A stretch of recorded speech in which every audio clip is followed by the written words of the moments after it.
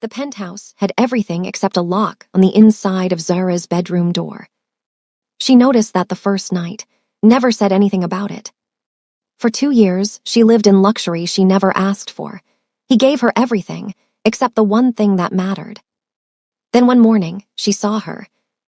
Not in person, just a photo on his desk, beautiful, smiling, wearing a ring. Zara didn't ask questions. She just knew, whatever she was to him, it was ending. So that night, she left. She made it 24 hours. When she walked back into that motel room, he was already there, sitting in the dark like he'd been waiting. "I'm impressed," he said. "Most don't make it past 12. She asked him why. Why come after her? Why not just let her go? He stood up, stepped closer. "Because you don't understand what you are to me yet." But what Zara didn't know, what he'd been hiding from her the entire time, would make her question everything. Stories like this don't come around often. If you want more of them, go ahead and subscribe. Oh, and drop a comment. Where are you watching from? I'm curious who's hearing this story. All right, let's dive in. To understand why Zara ran, you need to understand how she ended up belonging to Kang Min-ho in the first place. Zara was 19 when her life was stolen. She was from London, South London to be specific, a small flat with her mum who worked 2 jobs just to keep them afloat. They weren't rich, but they had each other. Zara had just finished school, had dreams of university. Maybe studying languages, she was good with words, good at understanding people. But university cost money they didn't have.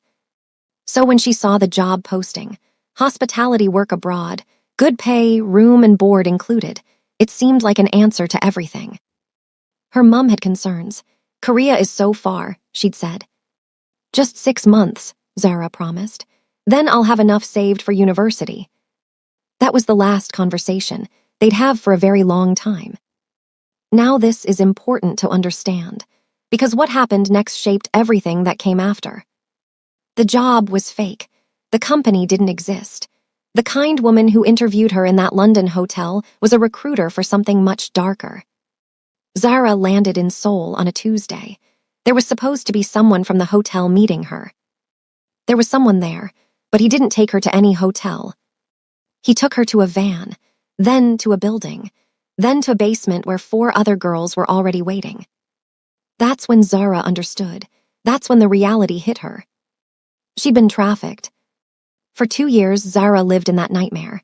Different locations, different rooms, always locked, always watched. She learned to be quiet, learned to be invisible, learned that hope was dangerous because it only made the disappointment hurt more. Her 19th birthday passed, then her 20th, then her 21st.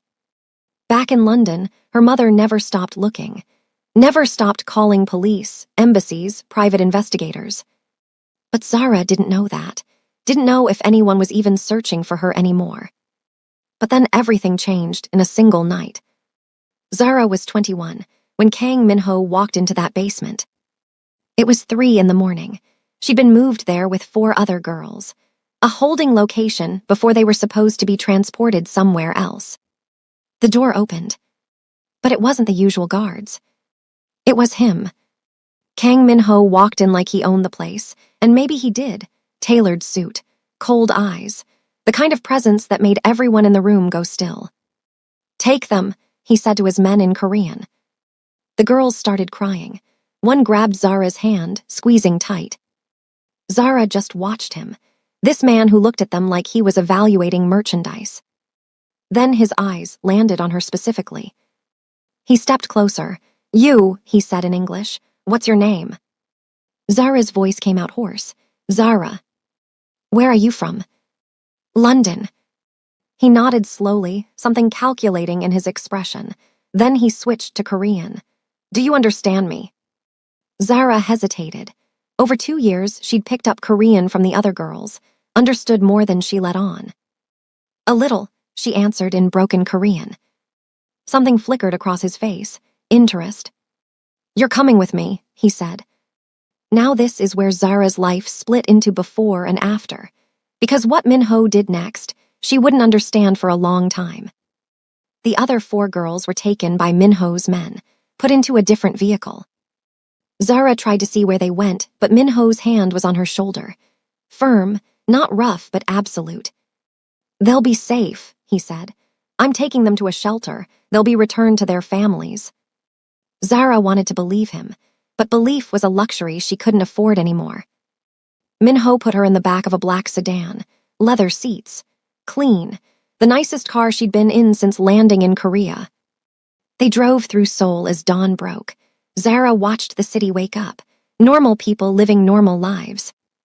She'd forgotten what normal looked like. The car stopped at a high-rise building, expensive, the kind of place Zara had only seen in movies. Minho led her inside, elevator to the top floor, the penthouse. When he opened the door, Zara just stood there. Floor-to-ceiling windows, view of the entire city, everything white and clean and impossibly beautiful. "You'll stay here," Minho said. Zara turned to look at him. "Why?" "Because I'm not sending you back to them," he said simply. "What do you want from me?" He met her eyes. "Nothing you're not willing to give."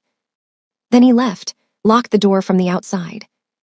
And Zara stood in that beautiful prison, finally out of the basement, but still not free. But here's what she didn't know yet. What Minho wanted from her wasn't what she expected, and what she'd give him would be far more than either of them planned. The first week, Zara barely moved from the bedroom. The bed was soft, too soft. She kept waking up disoriented, half convinced she was still in that room with the other girls. But every morning, she'd open her eyes to sunlight, to clean sheets, to silence that wasn't filled with crying. Minho came by twice that first week. The first time, he brought a doctor, a woman, which surprised Zara. "She needs to check you're healthy," Minho said, staying by the door while the doctor examined her. Zara wasn't healthy.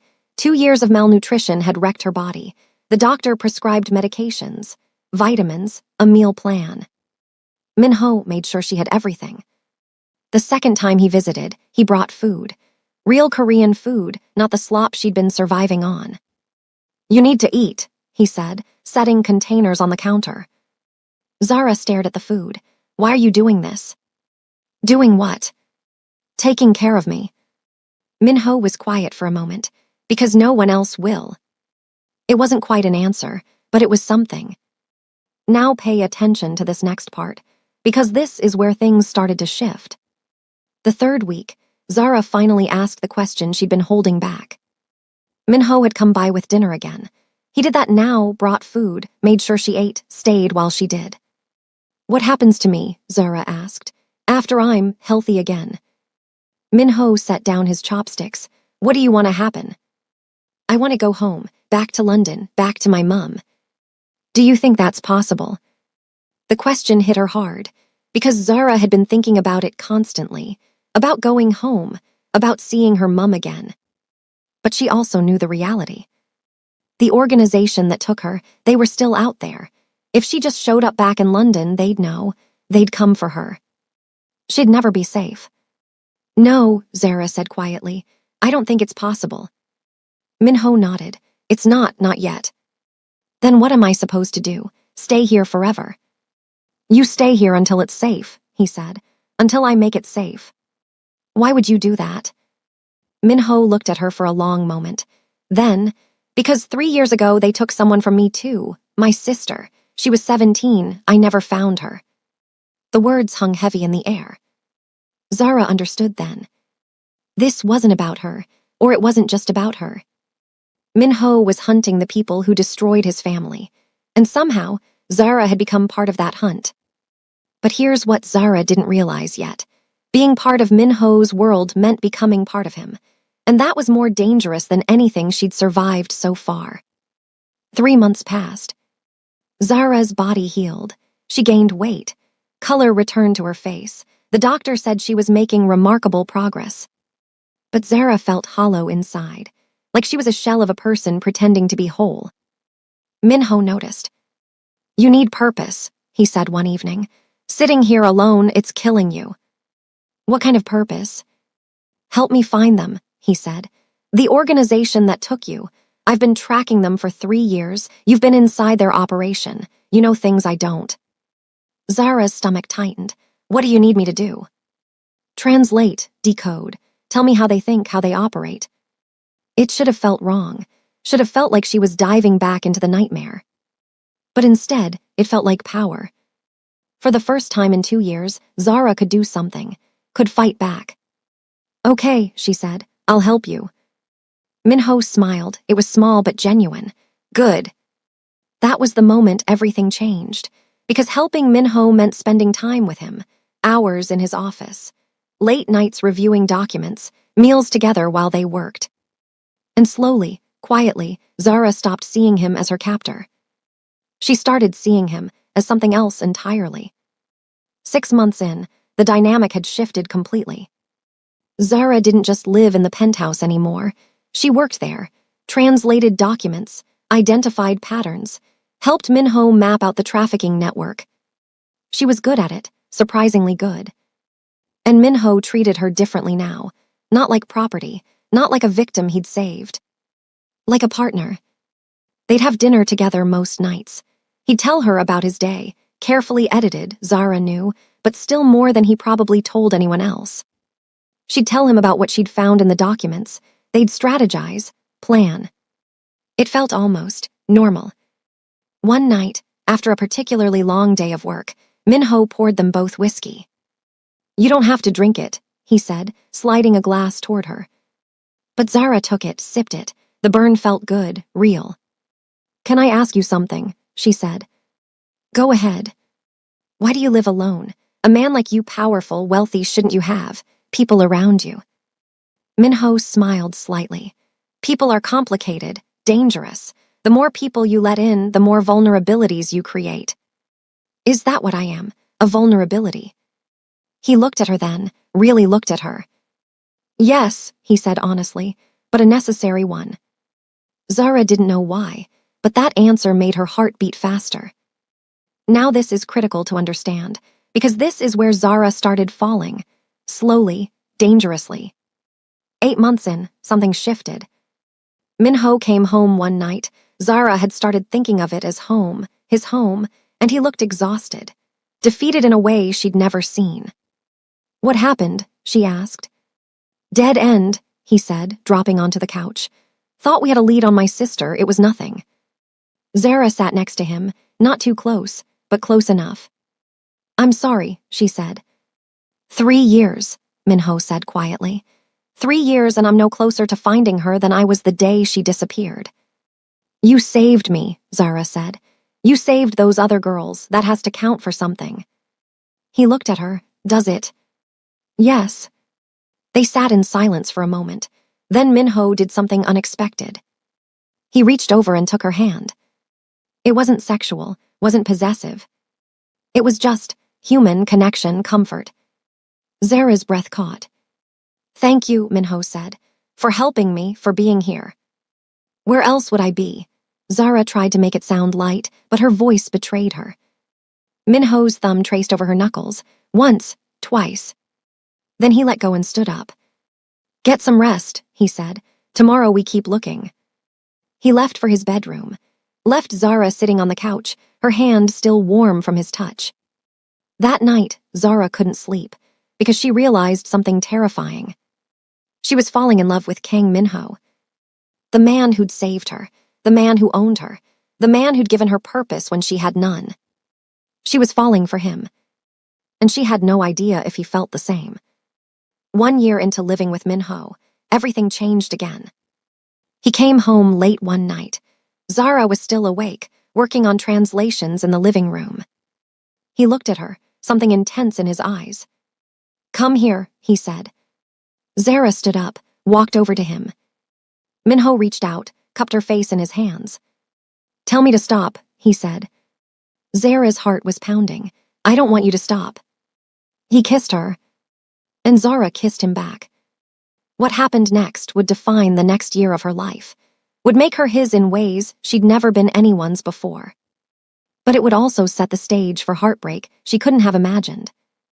That first kiss changed everything. Minho pulled back after a moment, searching Zara's face for something. Hesitation, maybe, regret. He found neither. This is a mistake, he said quietly, but he didn't let go of her. Probably, Zara agreed. Her hands were on his chest now. She could feel his heartbeat, fast like hers. You don't understand what you're getting into. Then show me. Minho looked at her for one more long moment. Then he kissed her again, deeper this time, hungrier. He pulled her toward his bedroom, the room Zara had never been allowed to enter in the entire year she'd lived here. Now this is important to understand, because this wasn't just about attraction. This was about two broken people finding something whole in each other. That night, Zara learned what it meant to belong to someone by choice instead of by force. Minho was gentle, careful, like she was something precious he was afraid to break. It undid her completely. Afterwards, they lay in his bed, his massive bed with silk sheets and a view of the city through the windows, and Zara felt safe for the first time in 2 years. This can't happen again, Minho said, his arm around her. Why not? Because I'm not good for you. This world I'm in, it's dangerous, dark. You deserve better. Zara turned to look at him. You saved me. You gave me purpose. You made me feel human again. How is that not good for me? Minho didn't answer, just held her tighter. But the next night, when Zara knocked on his door, he let her in again. And the night after that. And the night after that. This is where Zara's old self disappeared completely, because she wasn't the girl from London anymore. She was Minho's, and being his felt like coming home. 14 months in, Zara had completely integrated into Minho's life. She still worked on translations, still helped him track the trafficking network. But now she also slept in his bed, wore clothes he bought her, attended dinners with his business associates, though he always introduced her vaguely, never with a specific title. This is Zara, he'd say, nothing more. She knew what it meant. She was his secret, his private thing. It should have bothered her, should have felt like another cage. But it didn't, because when they were alone, Minho looked at her like she was the only person in the world that mattered. One night, after a particularly brutal day of work, they'd found evidence of a new trafficking route through Thailand. Zara broke down. There's so many of them, she said, tears streaming down her face. We shut down one operation and 3 more pop up. How do we ever stop this? Minho pulled her into his arms. We keep fighting, we don't stop. What if we can't win? Then we make sure we hurt them as much as possible before we go down. It wasn't reassuring, but it was honest. Zara cried into his chest while he held her, and when she finally stopped, he tilted her face up and kissed her forehead. You're stronger than you think, he said. I don't feel strong. You are. You survived 2 years of hell, you're still here, still fighting, that's strength. Now here's what made it complicated. Because Minho never said he loved her, never made promises about the future, never called her his girlfriend. But he held her every night, listened when she talked, trusted her with his darkest mission. And Zara told herself that was enough. 18 months in, things felt almost perfect. Zara had settled into the rhythm of Minho's world. She knew his schedule, knew his moods, knew when to push and when to give him space. She'd become essential to his operation, not just for translations anymore, but for strategy, for planning. Minho consulted her on major decisions, valued her input. You see patterns I miss, he told her once. You think like them because you were one of them. That's valuable. It was the closest he'd come to saying she mattered beyond her usefulness. Zara held onto those words like a lifeline. They'd fallen into domestic routines too. Morning coffee together, him reading the news while she worked on her laptop, dinners where they'd talk about everything and nothing. One evening, Zara was cooking. She taught herself using YouTube videos, wanting to do something for him that wasn't work-related, when Minho came up behind her and wrapped his arms around her waist. Smells good, he murmured against her neck. It's just pasta. Still good. They stood like that for a moment, just existing together. Minho, Zara said softly. What are we? She felt him tense slightly. What do you mean? I mean, what am I to you, really? He was quiet for a long moment. Then, you're mine, isn't that enough? It should have been. Zara wanted it to be. Yes, she said, because what else could she say?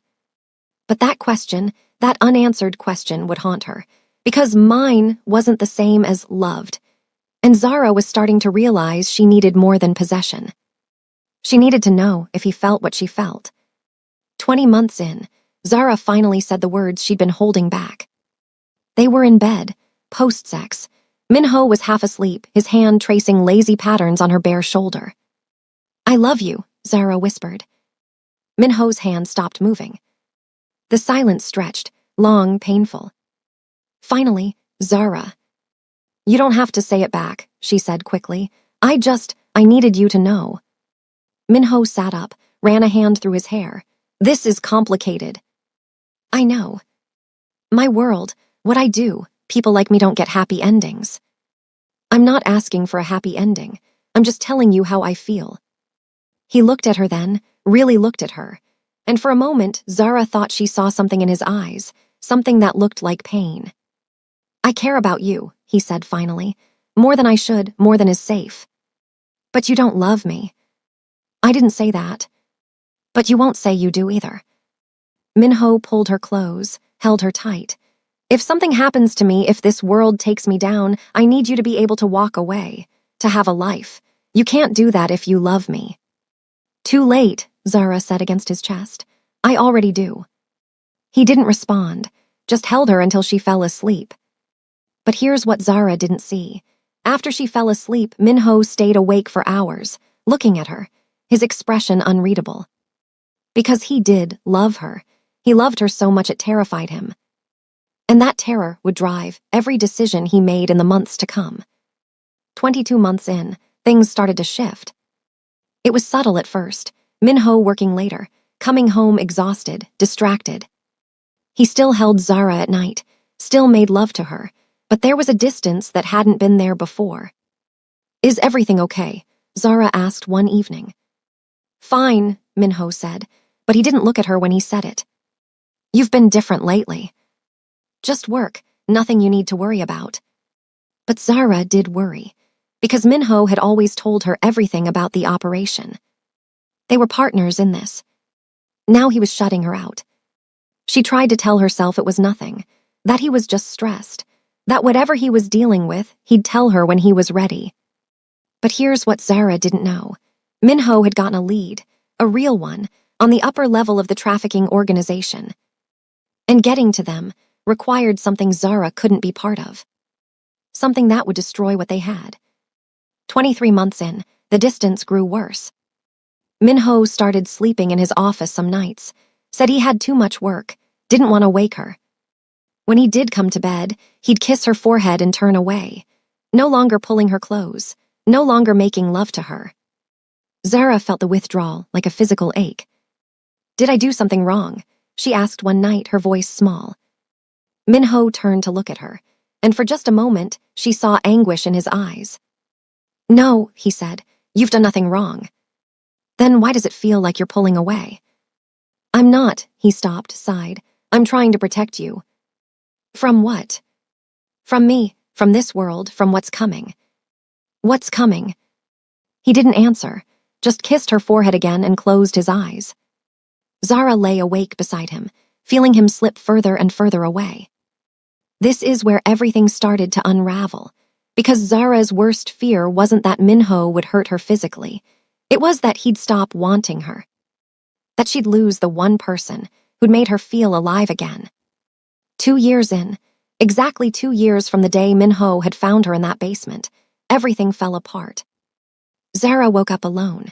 Not unusual anymore, but this felt different. She got up, went to the kitchen. No coffee made, no note, nothing. The penthouse felt wrong, empty in a way it hadn't before. Zara tried calling Minho, straight to voicemail. She told herself not to panic. He was probably just in a meeting. But the hours dragged on. No call, no text. By evening, Zara was frantic. That's when she decided to check his office, the private one in the penthouse that she usually avoided. The door was unlocked. She pushed it open. And that's when she saw it. On his desk, a photo, professional, beautiful. A woman, Korean, elegant, sophisticated, everything Zara wasn't. And on her hand, a ring. Zara picked up the photo with shaking hands. On the back, written in Minho's handwriting, engagement announcement, finalized by Friday. The room tilted. Engagement. Minho was getting engaged. To someone else. Now wait, this is critical to understand, because what happened next shaped everything that followed. Zara stood in that office for a long time, just staring at the photo. 2 years of being his, of sharing his bed, of believing that what they had mattered. And all along, he'd been planning this. The distance, the coldness, the pulling away. It all made sense now. He was moving on, moving forward, with someone appropriate, someone from his world, someone he could actually be with publicly. And Zara, she was just the girl he'd saved, the girl who warmed his bed, temporary, disposable. The realization was a physical pain, like something breaking inside her chest. She put the photo down carefully, walked back to the bedroom, started packing. She didn't have much, some clothes, some money she'd saved from the household account Minho had given her access to. She took enough to survive, nothing more. Then she wrote a note, short, simple. I saw the photo, I understand, thank you for everything. Z. She left it on the kitchen counter, where he'd find it. Then Zara walked out of the penthouse, out of Minho's building, out of his life. And she told herself she'd never look back, that she'd survive this the way she'd survived everything else. But what Zara didn't know was that leaving Minho's protection would put her in more danger than she'd ever been in before. Because the people he'd been hunting, they'd been hunting her too.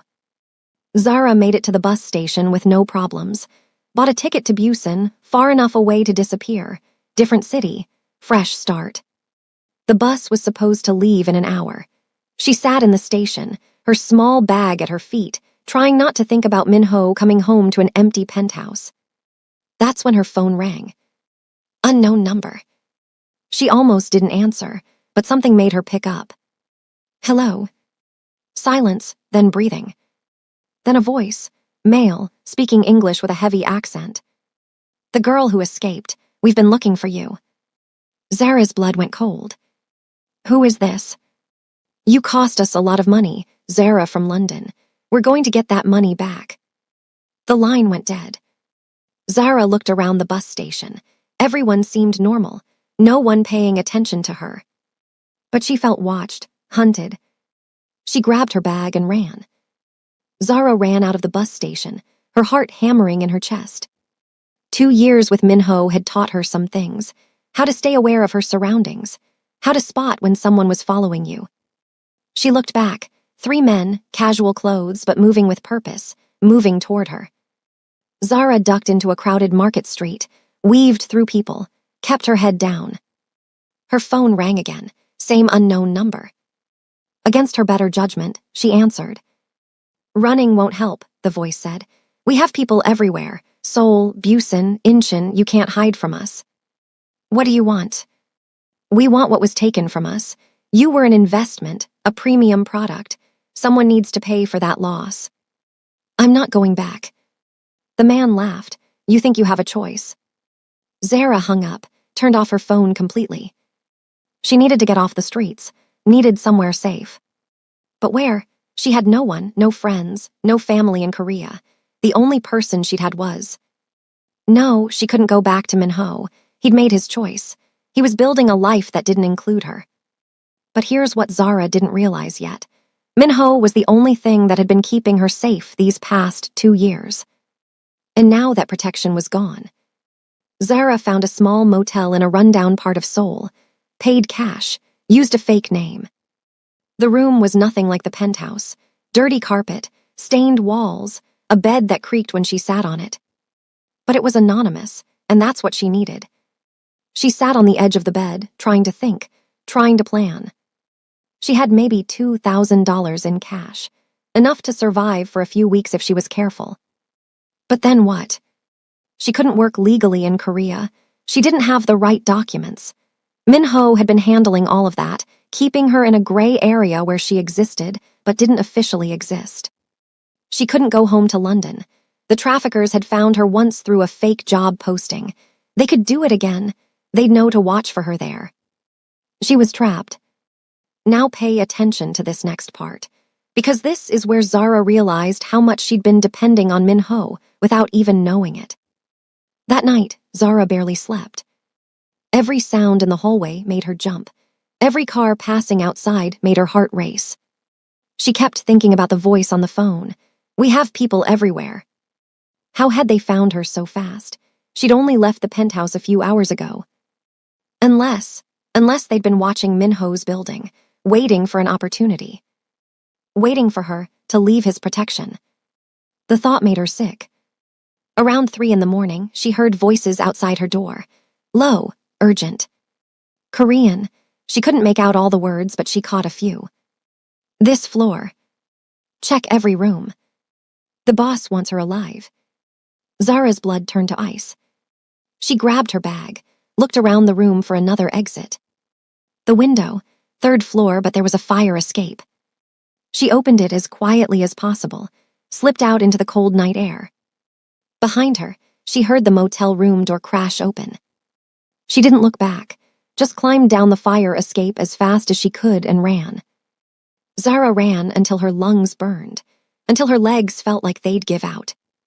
She ended up in an alley behind a convenience store, collapsed against the wall, trying to catch her breath.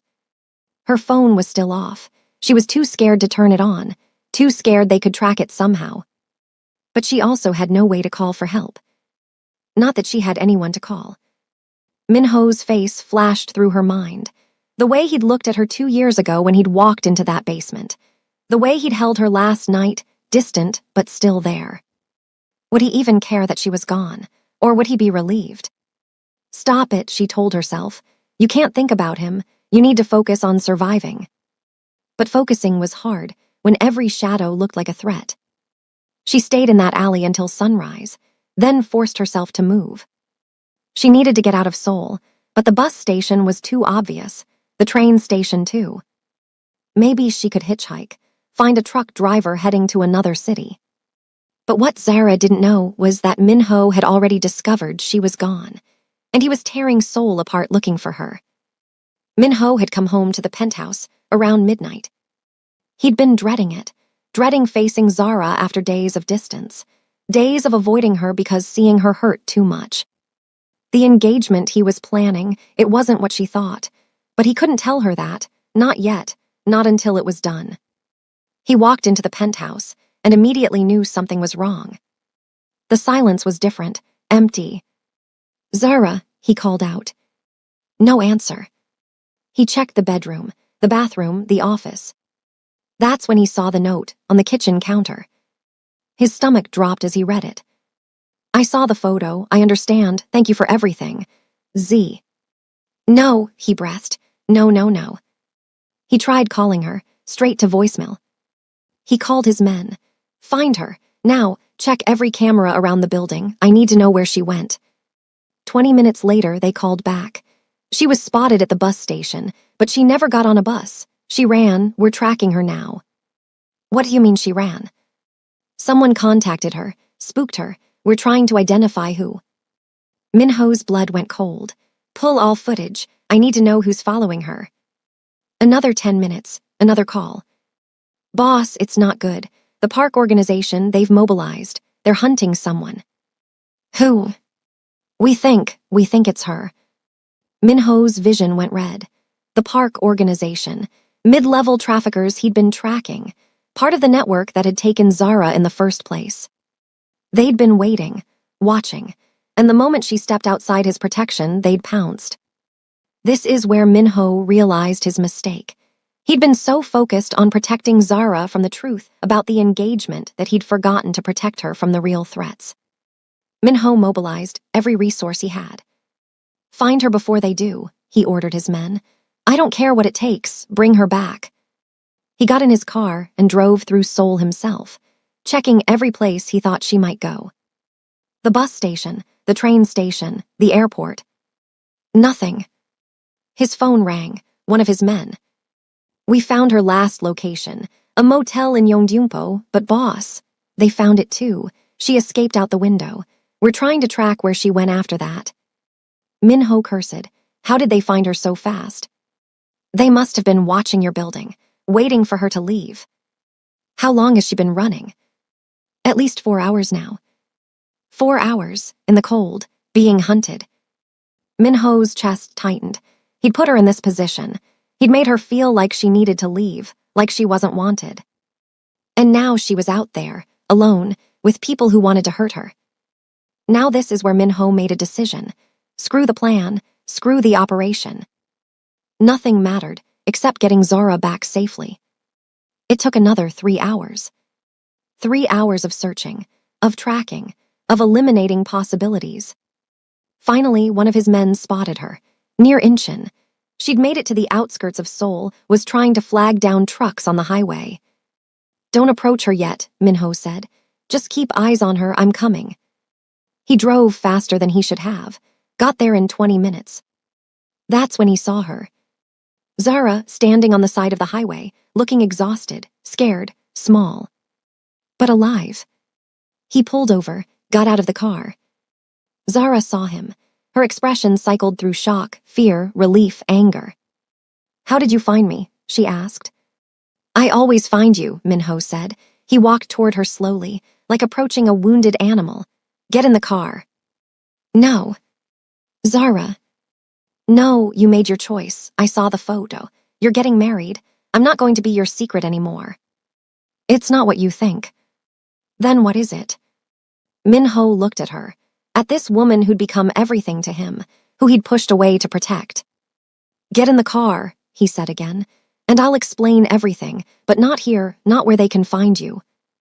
"Who?" "The park organization. They've been hunting you since you left. They almost had you at that motel."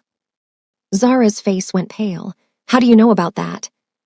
"Because I have men watching them. Because I've been tracking their movements for months. Because," he stepped closer, "because keeping you safe is the only thing that matters to me." Now this is where Zara's resolve started to crack, because she'd been so angry, so hurt.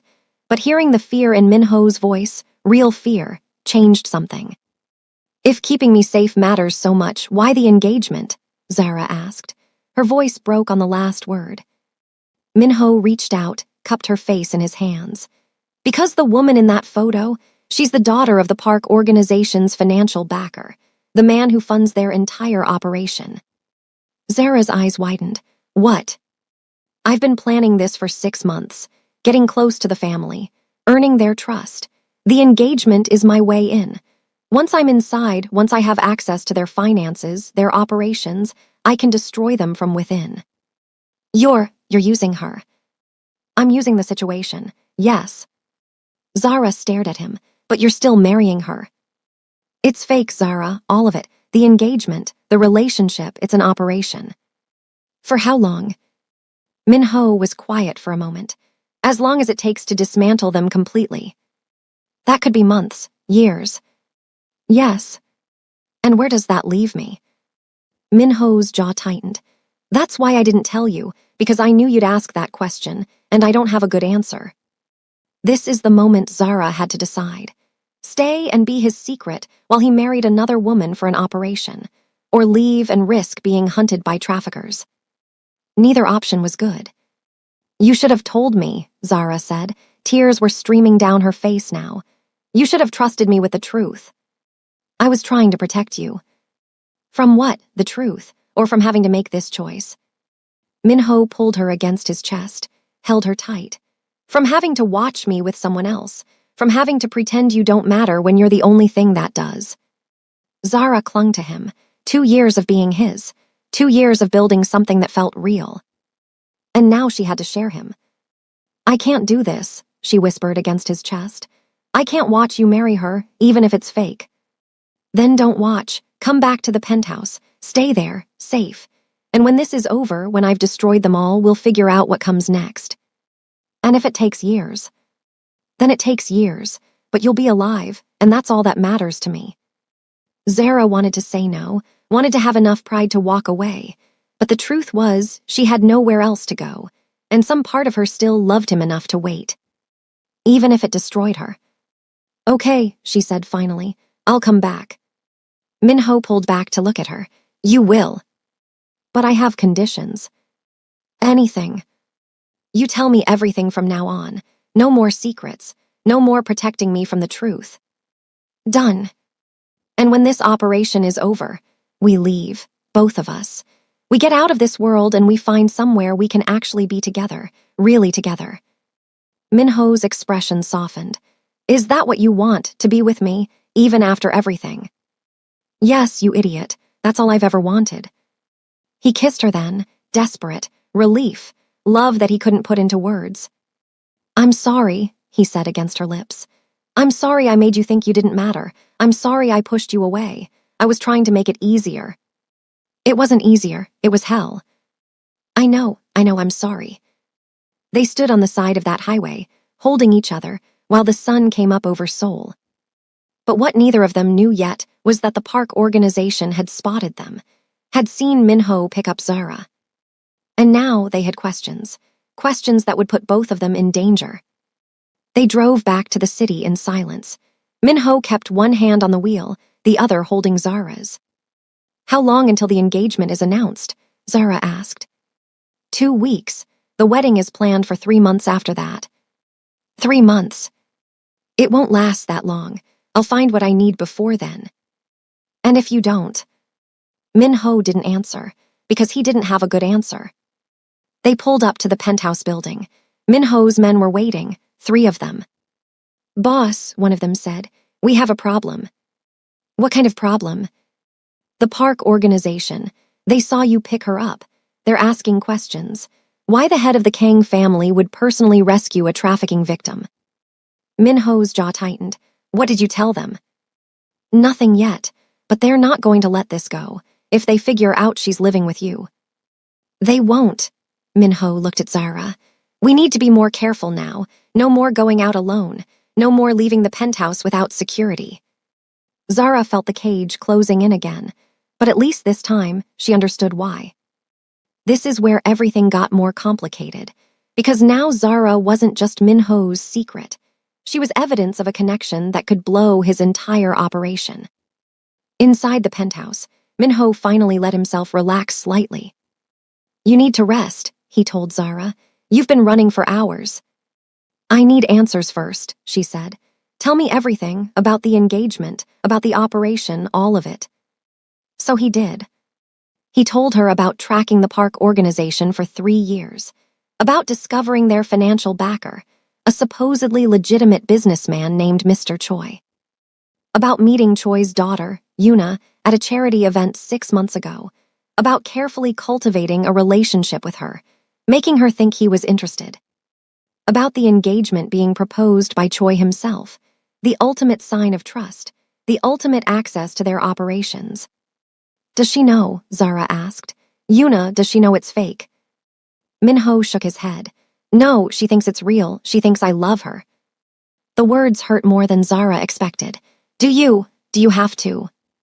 Have to what? Be with her, like you're with me. Minho's expression darkened. No, we're engaged, but I've kept it chaste. Traditional, said I want to wait until marriage. And she believed that. She appreciated it, thought it was romantic. Zara laughed bitterly. Romantic, right. Zara. I get it, I do. It's an operation, but it still feels like I'm losing you. Minho pulled her close. You're not losing me. You could never lose me.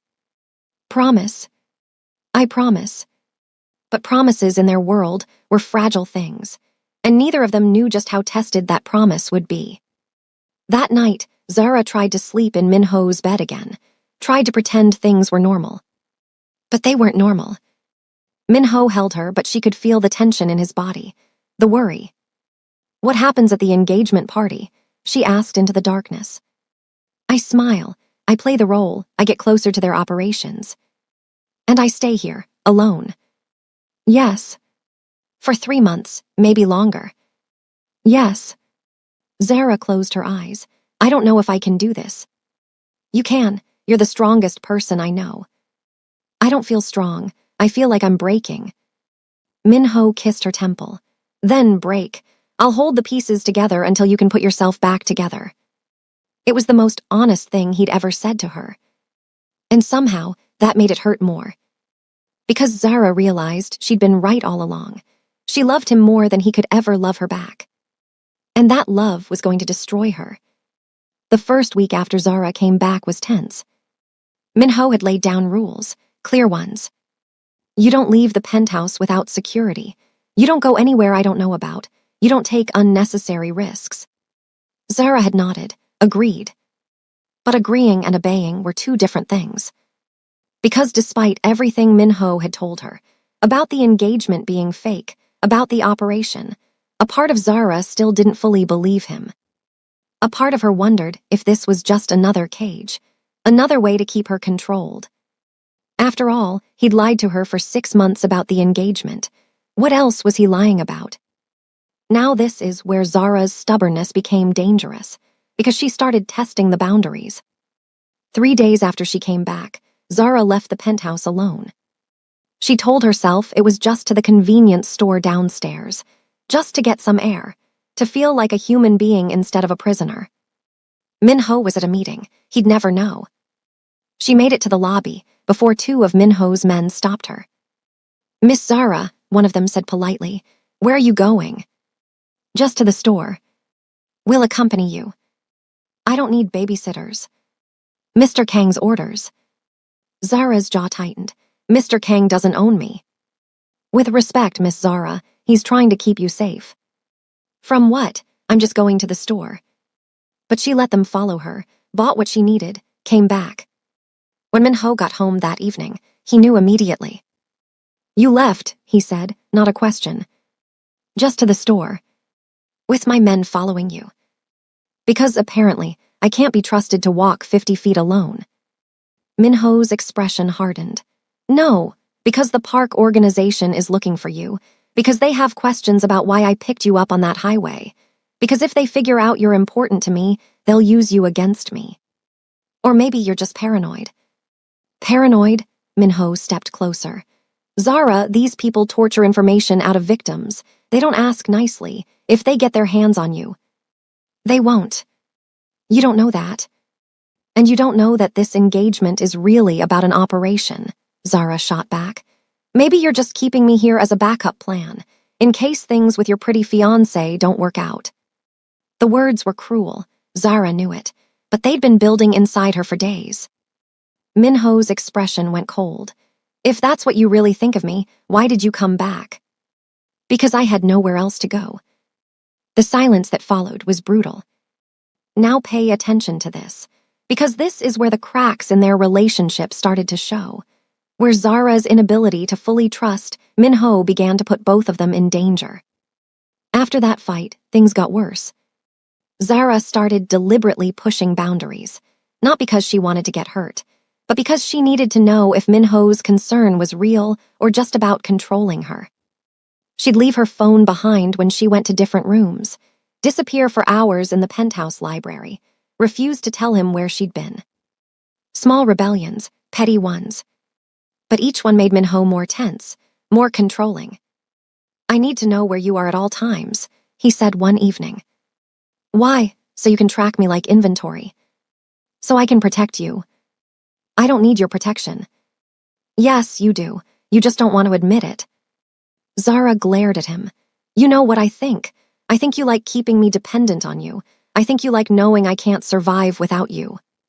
"That's not." "Isn't it? You saved me, sure. But you never helped me get back on my feet, never helped me contact my mother, never helped me build an actual life. You just kept me here, your perfect little secret." Minho's jaw tightened. "I kept you here because the moment you surface anywhere, London, anywhere, they'll find you. Your name is flagged in their systems. They're still looking for you. Or that's what you tell me, so I stay." "You don't believe me." "I don't know what I believe anymore."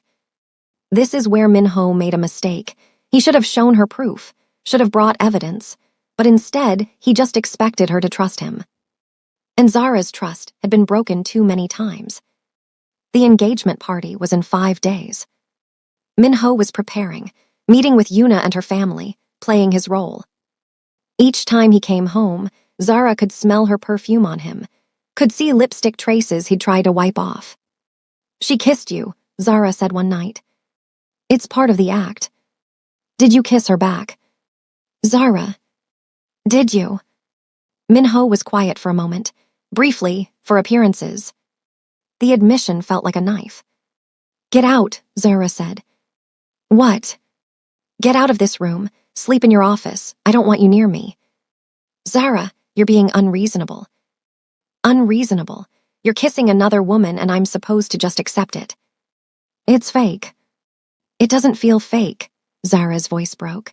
It feels like I'm watching you build a life with someone else while I sit here and wait like a fool. Minho ran a hand through his hair. What do you want me to do? Call off the engagement? Let the park organization keep operating? Keep trafficking girls? I want you to be honest with me. Really honest. Not this half-truth bullshit where I'm supposed to just trust you despite all evidence to the contrary. I am being honest. Then prove it. Show me evidence of this operation. Show me that this isn't just you wanting your cake and eating it too. Minho's expression went dark. You want proof? Fine, tomorrow I'll show you everything. But after that, you don't get to question me again. You either trust me or you don't. This ultimatum would prove to be a massive mistake, because Zara didn't respond well to ultimatums. The next day, Minho took Zara to his office in the city. The real one, not the penthouse office, his actual headquarters. It was in a nondescript building in Gangnam. Looked like any other corporate office from the outside. Inside was different. Men in suits, security everywhere.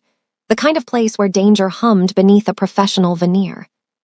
Minho led her to a conference room, pulled up files on a laptop.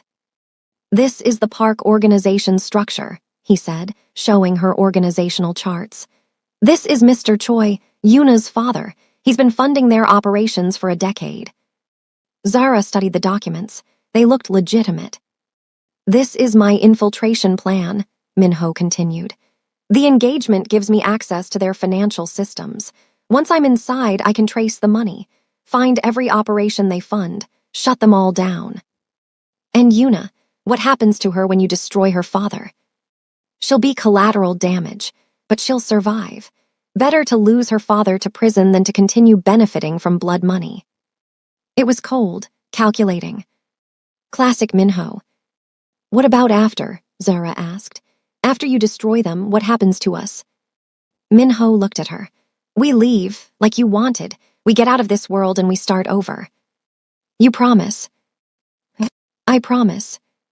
Zara wanted to believe him, but something still felt off. Maybe it was paranoia. Maybe it was self-preservation, but Zara couldn't shake the feeling that Minho was still hiding something. That night, Zara did something stupid. She waited until Minho fell asleep. Then she took his phone. She knew his password, had watched him enter it enough times. She scrolled through his messages, looking for, what? Evidence he was lying, evidence he was telling the truth. She found texts with Yuna, innocent mostly, planning for the engagement party, discussing flower arrangements. But then she found one message that made her stomach drop. From Yuna, I can't wait to start our life together. I've never been this happy. From Minho, me too. 2 words, that's all it was. But they felt like a betrayal. Zara took a screenshot, then put the phone back. She lay awake the rest of the night, staring at the ceiling, those 2 words echoing in her head. Me too. This is where Zara made her decision. She couldn't stay here, couldn't watch him marry someone else, couldn't trust that he'd ever really choose her. She needed to leave, for real this time. The next morning, Minho left early. Engagement party preparations. Zara waited 30 minutes, then she packed a bag. More this time, more money. A burner phone she'd bought secretly weeks ago. She was smarter now, wouldn't go to obvious places like bus stations. She'd researched women's shelters, places that help trafficking victims. She'd go there, get help, maybe eventually make it back to London. She left no note this time, just disappeared. But what Zara didn't know was that Minho had been expecting this, had been waiting for her to try to leave again. He'd put a tracker in her bag, in the lining, small, invisible. Not to control her, but because he knew she didn't fully trust him yet. And he needed to know where she was when she inevitably ran. Zara made it to a women's shelter in Incheon, about an hour from Seoul. She used the story she'd prepared. English girl, trafficking victim, needed help getting home. The women there were kind, gave her a bed, food, promised to help her navigate the system. For the first time in days, Zara felt like maybe she could actually escape, actually build a life outside of Minho's world. That lasted about 6 hours. She was eating dinner in the shelter's common room when 2 men walked in. Not Minho's men. Park organization. Zara recognized one of them from photos Minho had shown her. Mid-level enforcer. He smiled when he saw her. "There you are. We've been looking everywhere for you." The shelter staff looked confused. "Who are you?"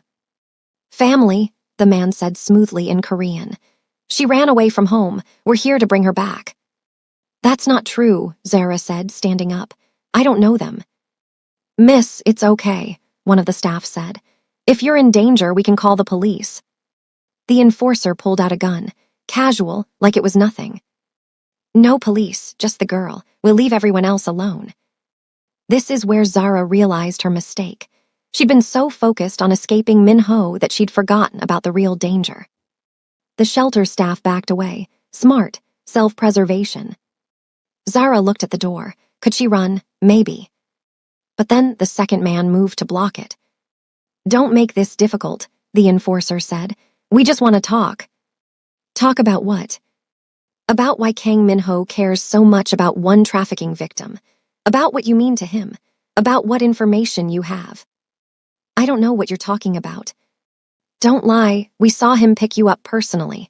We've been watching his building. We know you've been living with him. That makes you valuable." The enforcer stepped closer. "So here's what's going to happen. You're going to come with us quietly. We're going to have a conversation. And maybe, if you cooperate, you'll survive it." Zara's hands were shaking. She looked around for a weapon. Anything. That's when her phone buzzed. The burner phone. The one no one was supposed to have the number to. She pulled it out. Text message, unknown number. "Duck, now." Zara dropped to the floor. The window, behind the enforcer, exploded. Minho's men had found her, and they weren't asking nicely. The next 3 minutes were chaos. Gunfire, screaming, the shelter residents running for cover. Minho's men came through the windows, professional, efficient. They took down both park organization men in seconds. Then Minho himself walked through the front door. He looked furious, terrified, relieved all at once. He crossed the room in 3 strides, grabbed Zara, checked her for injuries. "Are you hurt?" he demanded. "No, What the hell were you thinking?" His voice was shaking. "You left, again, after everything I told you, after I showed you proof. I saw your messages with Yuna. You told her you were happy, you said me too." Minho stared at her. "You went through my phone." "Answer the question." "It was 2 words, Zara, 2 words to maintain a cover. How can you not see?" He stopped, took a breath. "You don't trust me. After everything, you still don't trust me. Because you keep things from me. I keep things from you to protect you. Or to control me." They were shouting now, in front of Minho's men, in front of the terrified shelter staff, all pretense of privacy gone. One of Minho's men cleared his throat. "Boss, we should go. Park organization will send more." Minho nodded curtly, grabbed Zara's arm, not gently. "We're leaving," he said. "I'm not going with you." "Yes, you are." "You can't make me." Minho pulled her close, his voice low and dangerous. "They know about you now, Zara. They know you matter to me. That makes you a target, the biggest target. So yes, you are coming with me, whether you trust me or not." "And then what? I go back to being your captive." "You go back to being alive." He dragged her toward the door. Zara struggled, but Minho was stronger. His men followed, efficient, professional. They put her in the car. Minho got in beside her. The drive back to Seoul was silent, tense. Zara stared out the window, fighting tears, fighting the urge to scream. Finally, she said quietly, "I saw her face, in the photos on your desk. She's beautiful, elegant, everything I'm not. Why would you choose me over her?" Minho didn't answer right away. Then, because she's what I'm supposed to want, and you're what I actually want, there's a difference. Is there? Or are you just telling me what I need to hear so I stay? I don't know how to prove it to you, Minho said, his voice exhausted. I've shown you documents, explained the operation, risked everything to keep you safe. What more do you want from me? I want you to choose me, Zara's voice broke. I want you to call off this engagement, tell Yuna the truth, walk away from this operation and just choose me. I can't. Why not? Because if I do, the park organization keeps operating. Keeps taking girls, and more people end up like you, like my sister. Is that what you want? Zara knew he was right, hated that he was right, but she couldn't stop the part of her that wanted him to choose her anyway. They got back to the penthouse building. Minho's security had been tripled, men everywhere. He took Zara upstairs. Once inside, he locked the door. Sit, he ordered. I'm not a dog. Sit down. The command in his voice made Zara obey despite herself. Minho paced, running his hands through his hair, trying to calm down. Finally, he stopped in front of her. The engagement party is in 2 days, he said. After tonight, the park organization is going to be watching me even more closely, looking for any connection to you, any weakness they can exploit. So what does that mean? It means you can't leave this penthouse, not for anything, not for any reason. You're locking me in. I'm keeping you alive. Same thing. Minho crouched down in front of her, took her hands. Zara, listen to me. They almost had you tonight. If my men had been 5 minutes later, you'd be gone, disappeared, and I would never find you, just like my sister. His voice cracked on the last sentence. Zara saw real fear in his eyes, not anger, not control. Fear. I can't lose you, he said quietly. I won't survive it, so please, please just trust me for 2 more months. Let me finish this operation. Then we leave, both of us, I promise. Zara wanted to believe him, wanted to so badly, but something still felt wrong, still felt like there was something he wasn't telling her. What aren't you telling me? She asked. Minho's expression shifted, just slightly. What do you mean? There's something you're not saying. I can feel it. Zara, tell me the truth, all of it right now. Minho stood up, walked to the window, stared out at the city. The engagement isn't just about getting close to Choi, he said finally. It's bait. Bait for what? For the upper levels of the organization, the real people in charge. Choi is just a financier. But the people who run the trafficking network, who took you, who took my sister, they're going to be at the wedding. Why?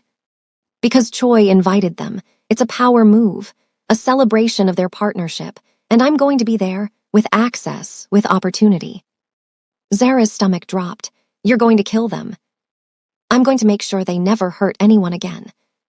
That's not the same thing. In my world, it is. This is where Zara finally understood. Minho wasn't just planning to expose the organization.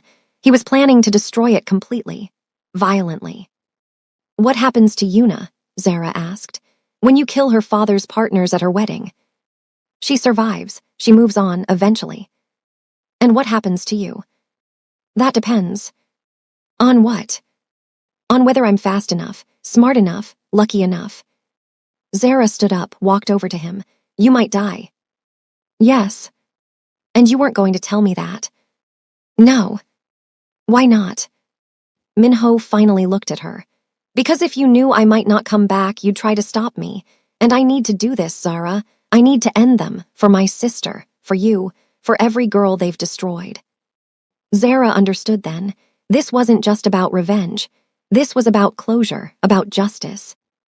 And Minho was willing to die for it. Take me with you, she said. What? No. Take me with you. To the wedding, I can help. Absolutely not. Why not? Because if something goes wrong, if I fail, I need to know you're safe. You're the only good thing I've ever done. I can't risk you.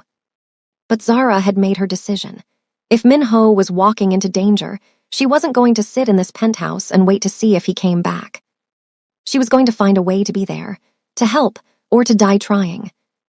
That night, while Minho slept, Zara started planning. She knew she couldn't leave the penthouse, not with all the security. But the engagement party was in 2 days, the wedding in 2 months. She had time to figure out how to get to that wedding, how to be there when Minho needed her. Because despite everything, despite the lies, the control, the engagement to another woman, Zara loved him. And she wasn't going to let him die alone, even if it meant she died too. 2 days passed like a countdown to execution. Minho was barely home, meetings with Yuna's family, final preparations, playing the devoted fiancé. Each time he left, Zara felt the distance grow wider. She agreed to stay in the penthouse, agreed to be safe. But agreements meant nothing when you didn't trust the person you made them with. On the morning of the engagement party, Minho came into the bedroom where Zara was pretending to read. He was wearing a suit, expensive, tailored perfectly. He looked like he belonged in Yuna's world. Not hers. "I'll be back late," he said. "Don't wait up." Zara didn't look at him. "Have fun with your fiancé." Minho's jaw tightened. "Zara, just go. You're going to be late." He stood there for a moment longer, then left without another word. Zara waited until she heard the penthouse door close, counted to 100. Then she got up and started getting ready. Because she'd made a decision, a stupid, reckless, dangerous decision. She was going to that engagement party. Now pay attention to this, because this is where Zara's stubbornness stopped being just annoying and became actively dangerous. Getting out of the penthouse was harder than she expected. Minho's men were everywhere, 2 in the lobby, 1 by the elevator, more outside the building.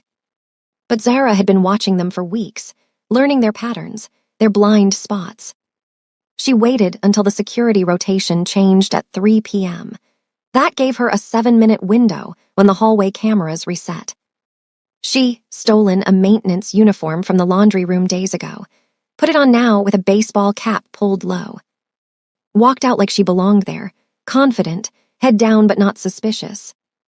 Made it to the service elevator, down to the parking garage. One of Minho's men was there, Zara's heart hammered. But he barely glanced at her, just another maintenance worker leaving for the day. She walked past him, out of the garage, into the street. Free.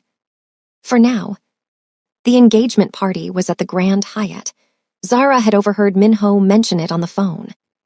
She took a taxi, paid cash, told herself this wasn't insane, told herself she had a plan. She didn't have a plan.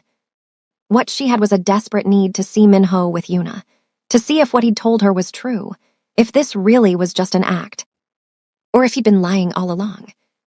The hotel was massive, expensive. Zara felt out of place immediately. She couldn't just walk into the party. Security would stop her. But she'd learned a few things living with Minho, how to blend in, how to look like you belonged. She found the staff entrance, walked in like she was supposed to be there. A server's uniform was hanging in the break room. She took it, put it on. Then she grabbed a tray and walked toward the ballroom.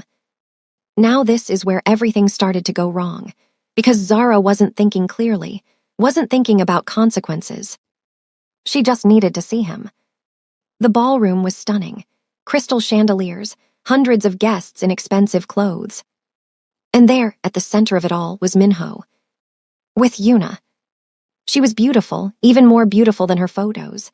Elegant dress, perfect smile. And Minho's arm was around her waist. Zara stopped walking, just stared.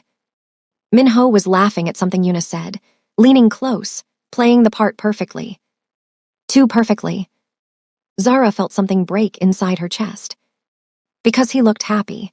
He looked like he belonged with Yuna, like this was where he was meant to be. Not with Zara, not with the broken girl he'd saved. She turned to leave. This was a mistake. She needed to go before. "You there, with the tray?" Zara froze. An older Korean man was looking at her, expensive suit, cold eyes. She recognized him from Minho's files. Mr. Choi, Yuna's father. "Yes, sir," Zara said in Korean, keeping her head down. "Champagne, now." Zara nodded, moved toward him with the tray. Her hands were shaking. She was too close, too visible. Choi took a glass without really looking at her, started to turn away. Then he stopped, looked at her again, really looked. "Have we met?" he asked. "No, sir. I just work for the catering company." But Choi was staring at her face, his expression shifting. And Zara realized her mistake. She'd been in those files Minho had shown her, photos of trafficking victims, evidence. If Choi had been involved in reviewing those cases. "You," he said slowly, "you're the girl from the highway, the one Kang Minho picked up." Zara's blood went cold. She should run, should drop the tray and run. But she was frozen. Choi grabbed her arm, hard, security. Now everything happened very fast. Minho saw the commotion before he heard it. Security moving through the crowd, Choi's raised voice, people turning to look. Then he saw her. Zara, in a server's uniform, Choi's hand gripping her arm. Everything stopped. Time, breath, thought. Yuna was saying something beside him. He didn't hear it. Couldn't hear anything over the roaring in his ears. What the hell was she doing here? He'd left her safe, locked in, protected. And she'd come here anyway. Minho started moving through the crowd, fast but controlled. Can't look panicked, can't blow the cover. But inside he was screaming. "Let me go," Zara was saying in Korean, trying to pull away from Choi. "Not until you tell me what you're doing here," Choi said. His security men were closing in, 3 of them, big, professional. "I told you, I work for the catering." "Don't lie to me, I know your face. You were in the files, one of the escaped products." Zara's stomach dropped. Products, that's what they called them. "I don't know what you're talking about." Then Minho was there. He stepped between Zara and Choi, smooth, casual, like this was nothing. "Is there a problem?" Minho asked in Korean, his voice pleasant, but Zara could hear the edge underneath. Choi looked at him. "This girl, I know her. She was involved with the park organization, one of the ones who escaped." "Really?" Minho glanced at Zara. His expression gave nothing away. "She looks like a server to me." "She's the one you picked up on the highway. 3 weeks ago, my people saw you." The ballroom had gone quiet, people watching, listening. Yuna appeared at Minho's side. "What's happening?" "Nothing, darling," Minho said, not looking away from Choi. "Just a misunderstanding." But Choi wasn't backing down. "No misunderstanding. I want to know why this girl is at my daughter's engagement party, and why you seem so interested in protecting her." This is where Minho had to make a choice. Blow his cover to save Zara, or maintain the operation and sacrifice her. Zara saw the calculation in his eyes, saw him weighing options. And something in her broke completely. Because she realized he might actually choose the operation. "I'm nobody," Zara said quickly in English, breaking the moment. "I'm just working, I'll leave, I'm sorry." She tried to pull away. But Choi's security grabbed her other arm. "No," Choi said, "not until we figure out what's going on here." Minho's hand moved to his waist. Where Zara knew, he kept a gun hidden under his jacket.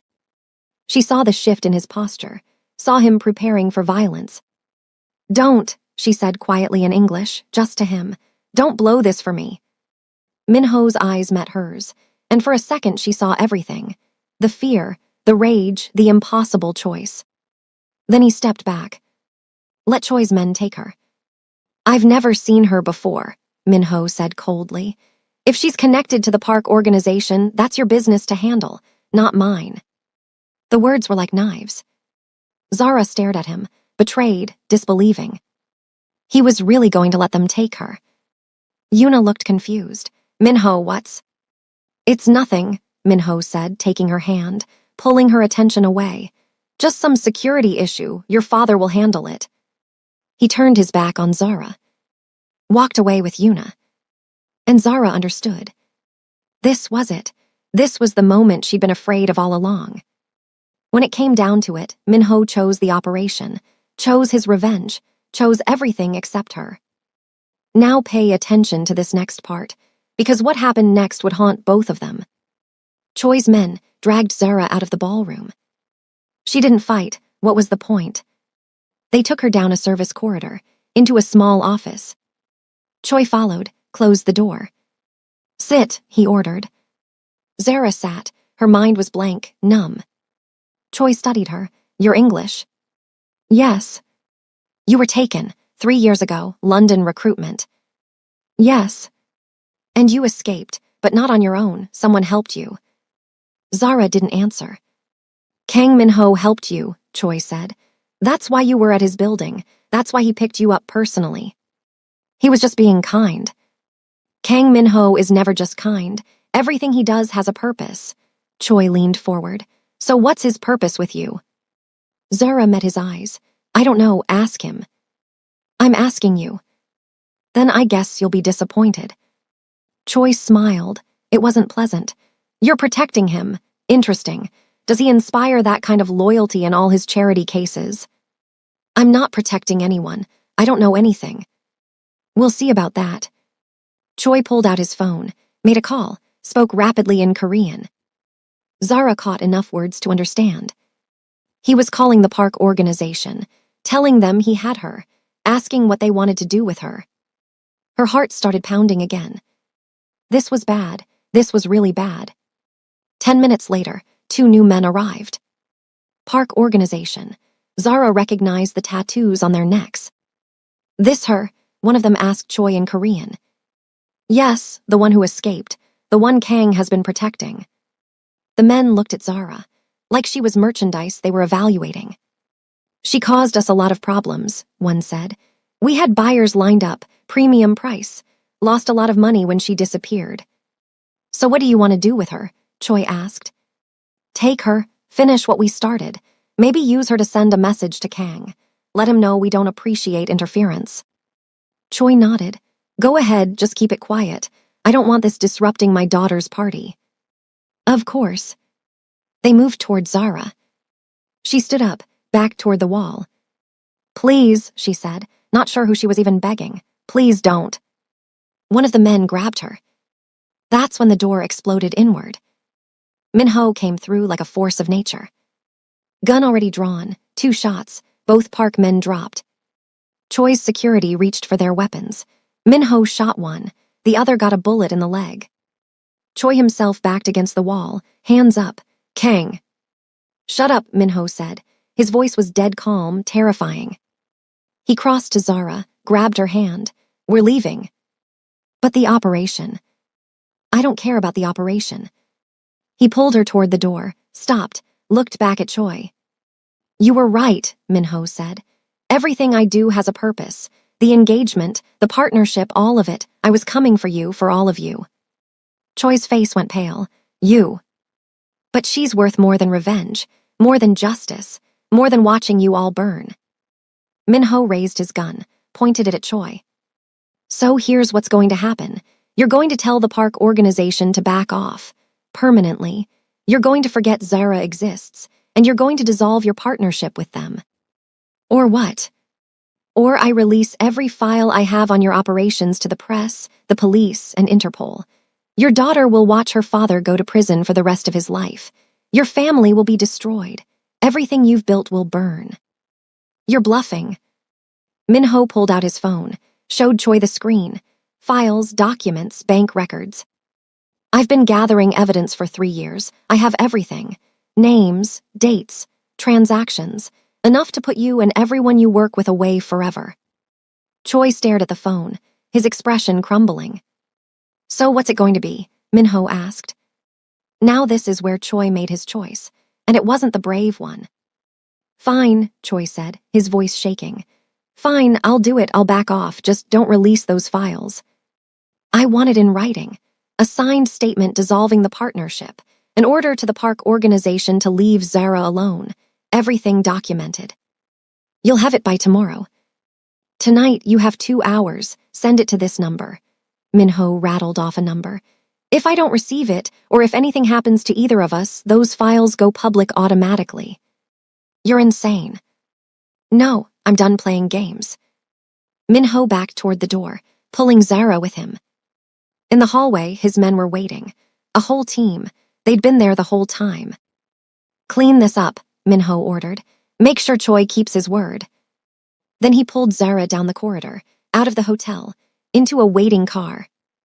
The moment they were inside, he pulled her into his arms, held her so tight she could barely breathe.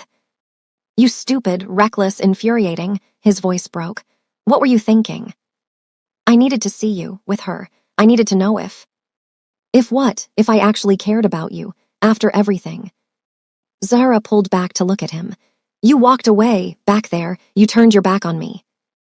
Because if I'd helped you immediately, Choi would have known, would have seen the connection. I needed him to take you somewhere private, somewhere I could get to you without blowing everything. You were always coming for me." "Of course I was coming for you. Did you really think?" Minho stopped, closed his eyes. "You still don't trust me." "I trust you now."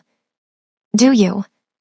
Zara looked at him, really looked at him, at the fear in his eyes, the exhaustion, the love he'd never actually said out loud but had just proved with every action. "Yes," she said, "I trust you now." Minho kissed her, desperate, relieved. "We're leaving," he said against her lips. "Tonight, Seoul, Korea, all of it, we're getting out." "What about the operation, the park organization?" "I just burned it all down for you. The operation is over, but the evidence is real. I have enough to destroy them even without the infiltration." "And Yuna?" "Will be fine. Her father will tell her I was using her. She'll hate me, but she'll survive." "Will she be safe?" "Safer than if I'd gone through with the wedding and killed everyone there. Yes." Zara leaned her head against his chest, listened to his heartbeat. "I'm sorry," she said, "for not trusting you, for putting us both in danger, for being human, for being scared, for having every reason not to trust people." Minho tilted her chin up. "You survived hell, Zara. You're allowed to have trust issues." "But I almost ruined everything." "You didn't ruin anything. You forced me to make a choice I should have made months ago." "What choice?" "You or revenge, and you won. You'll always win." Now this is where Zara finally let herself believe him, finally let herself trust that maybe, just maybe, this could be real. They drove to Minho's headquarters first. He had things to grab, money, documents, passports. "Where are we going?" Zara asked. "Anywhere you want. London, somewhere else, your choice." "My mum." "We'll call her from a safe location. Let her know you're alive, that you're okay." Zara's eyes filled with tears. 3 years. 3 years of her mother not knowing if she was dead or alive. "Can we really do this?" she asked. "Just leave, start over." "Yes, it won't be easy, we'll have to be careful, but yes." "What about your business, your organization?" "I have people who can run things. Good people. They'll keep the legitimate operations going. Shut down anything connected to Choi and the park organization." Minho pulled her close again. "I told you before, you're the only good thing I've ever done. Everything else, the money, the power, the revenge, it doesn't matter. Not without you." "You really mean that?" "I just gave up 3 years of planning and made enemies of some of the most dangerous people in Seoul. Yes, I mean it." Zara laughed. It came out shaky. "We're really doing this. We're really doing this." They packed quickly. Minho had go bags already prepared, always prepared for the possibility of having to run. But this time, he wasn't running from danger. He was running toward something, toward a future, with Zara. Zara stood on a beach in Portugal, small coastal town, quiet, safe. They'd been here for 3 months. Before that, they'd moved through Europe, never staying anywhere too long. But this place felt right, felt like home. Minho came up behind her, wrapped his arms around her waist. "Your mum called," he said. "She wants to know when we're visiting London." "What did you tell her?" "That we'd come next month, if you're ready." Zara leaned back against him. "I'm ready." They'd called her mother the first week after leaving Seoul. That conversation had lasted 4 hours. Crying, explanations, apologies, relief. Her mother had wanted her to come home immediately, but Zara had asked for time. Time to heal, time to figure out who she was now. And her mother had understood. "Did you hear from your contact?" Zara asked. Minho had kept one line of communication open to Seoul, a trusted associate who sent updates. Choi kept his word. The park organization is disbanded. Most of the upper levels have been arrested. The files I released, anonymously, did their job. And Yuna married someone else, a politician, she's fine. Zara turned to face him. Do you ever regret it, giving up everything? Minho smiled, kissed her forehead. Not once, not for a second.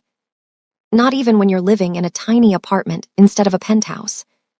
Not even then. They stood together, watching the waves, watching the sunset. I love you, Zara said, the words she'd said before, but they meant more now, deeper. I love you too, Minho replied, the words he'd never said before, but meant completely. They'd both been broken, both been trapped. But somehow they'd found each other, saved each other. And now they were free. Really, truly free. For the first time in their lives. And that's where Zara and Minho's story ends. Two broken people who found each other in the darkest circumstances, learned to trust despite every reason not to, and finally chose love over revenge. If you're still here, if you made it through this entire journey with them, then you're exactly the kind of person I create these stories for. So do me a favor, hit that subscribe button right now, because stories like this don't come around often. Deep, complex, emotional roller coasters that keep you hooked from beginning to end. And I've got plenty more where this came from. Drop a comment below and let me know. What was your favorite moment? When Minho first saved Zara, when she saw the engagement photo, when he walked away at the party, or when he burned everything down to choose her? Were you team, trust Minho, or team, Zara should run throughout the story? And most importantly, where are you watching from? I love knowing who's out here experiencing these stories with me. Also, what kind of story do you want next? More mafia romance, a billionaire enemies to lovers, forbidden love, dark romance? Let me know and I'll make it happen. If you enjoyed this, subscribe, like, and share this with someone who loves a good complicated love story. Trust me, they'll thank you for it. You made it to the end. You're one of the real ones, and I appreciate you more than you know. Until next time, stay safe, stay curious, and I'll see you in the next story. Now go hit that subscribe button. Seriously, do it.